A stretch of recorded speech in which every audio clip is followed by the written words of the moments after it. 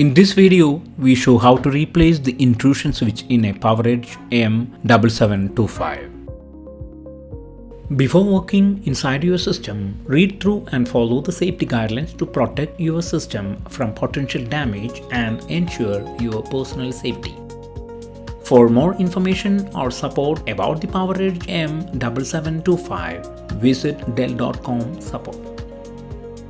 To begin, first remove the system cover. To remove the intrusion switch, start by disconnecting the intrusion switch dongle.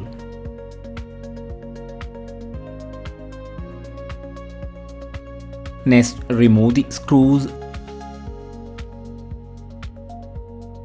and then lift the intrusion switch out of the system along with the cable.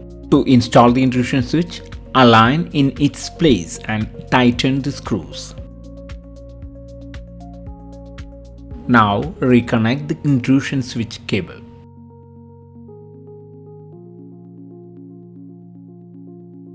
For more information about safety guidelines, see the service manual at dell.com support.